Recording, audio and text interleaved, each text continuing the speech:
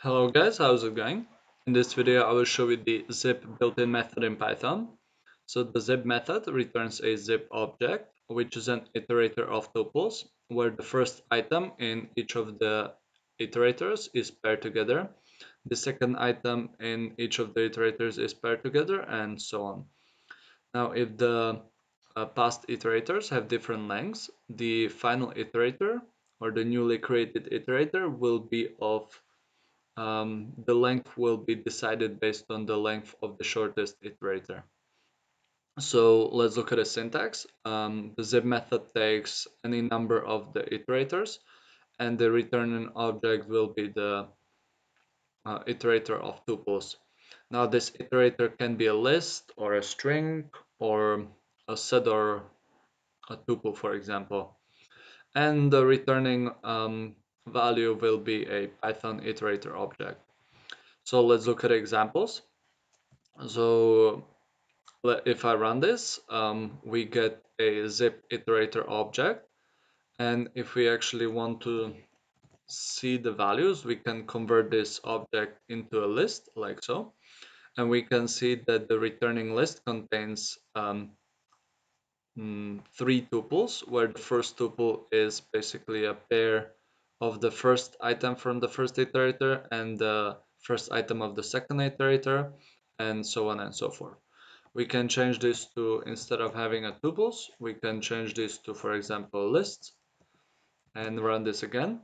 And similarly, we don't have to convert a list, we can even convert the dictionary, where the keys are the values from the first iterator and the values are the values of the second iterator. Now in the second example, instead of having two iterators, we have three iterators, and each of them are of different length.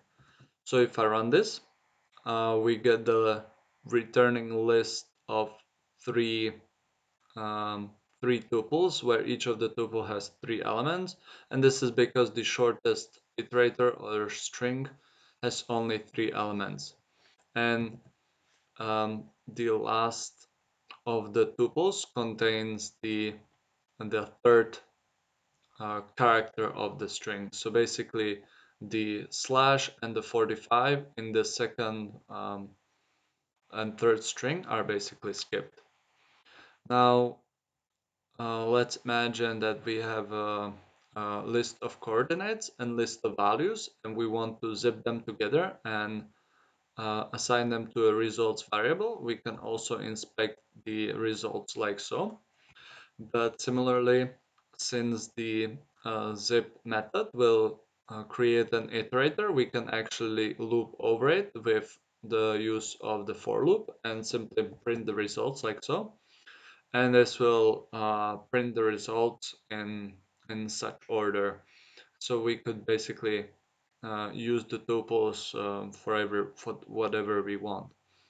Right? So this is the zip method, and that's pretty much it. So thank you for watching.